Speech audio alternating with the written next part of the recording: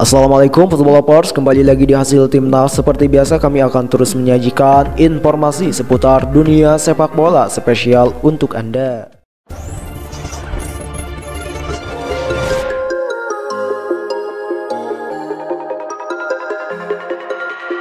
Seperti yang telah kita ketahui bersama, jika Indonesia sejatinya memiliki sekian banyak pemain berbakat yang saat ini tengah membela tim-tim besar Eropa.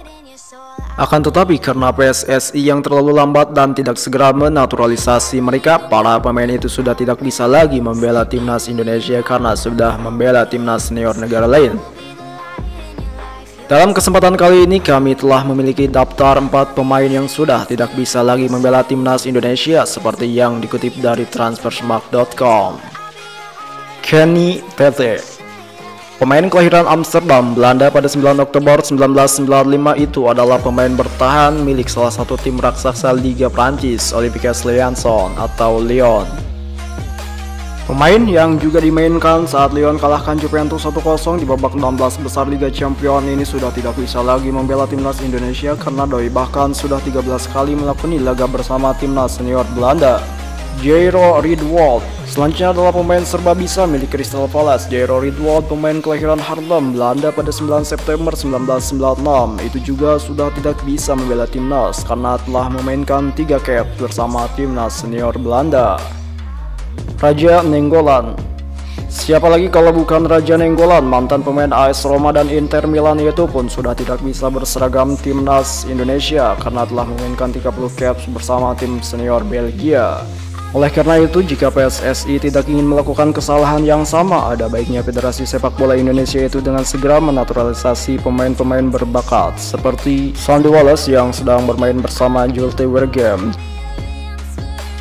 Pada 2003, Persib untuk pertama kalinya merekrut pemain asing, tak tanggung-tanggung 4 pemain Polandia direkrut. Salah satunya ialah kiper Mariusz Murszawski. Murszawski datang bersama pelatih Polandia dan striker asing pertama yang cetak gol untuk Persib, Maciej Dolega. Ada satu kisah yang menyedihkan sebelum Murszawski bergabung ke tim Maung Bandung. Murszawski mengatakan bahwa keputusannya untuk merantau ke Indonesia didesak rasa lapar. Sebelum memutuskan pergi ke Indonesia, Murszawski membela Pogoń Szczecin. Sayangnya saat itu krisis ekonomi melanda di Polandia. Saat saya bergabung ke Szczecin, ada kemiskinan di sana, tidak ada roti atau bahan makanan yang bisa dimakan. Saya bertanya kepada Wojciech Ejakar, bagaimana saya bisa keluar dari situasi ini, cerita Murszawski. Saat itu dia memberikan saya 2 pilihan, yakni bermain di Liga Sudan dan Liga Indonesia. Saat itu Liga Rek pergi ke Sudan dan jadi manajer di sana. Saya hanya punya 3 hari untuk memutuskan dan akhirnya Indonesia jadi pilihan saya. Murszawski yang saat ini berprofesi sebagai pelatih kiper untuk Wisła Płock mengatakan bahwa faktor cuaca menjadi salah satu faktor yang membuat ia dan pemain Polandia lain gagal di Persib.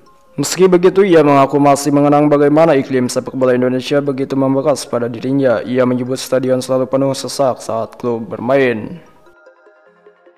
Lewat sebuah unggahan di Instagramnya, Senin 30 Maret 2020 malam, Ketua Umum PSSI Muhammad Iryawan menyampaikan pernyataan mundur dari jabatannya. Dalam surat terbuka tersebut, jabatan yang dilepas Iwan Bule sapaannya adalah posisi Sekretaris Utama Lemhanas Republik Indonesia.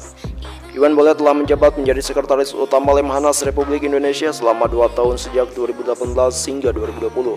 Pria berusia 57 tahun itu sekarang ini memilih fokus memimpin PSSI hingga 2023. Sebelumnya Iwan Bule sempat memiliki 2 jabatan saat menjadi Ketua Umum PSSI. Tugas Iwan Bule bersama PSSI tentu akan berat sebab di eranya nanti Indonesia akan bertindak sebagai tuan rumah Piala Dunia U20 2021. Sebelum ke Piala Dunia U20 2021, Iwan Bule sekarang ini tengah fokus memutuskan masa depan kompetisi Liga 1 2020 dan Liga 2 2020. Sebab PSSI sudah memutuskan untuk menunda kompetisi di Indonesia itu sampai 29 Mei 2020 akibat pandemi virus corona.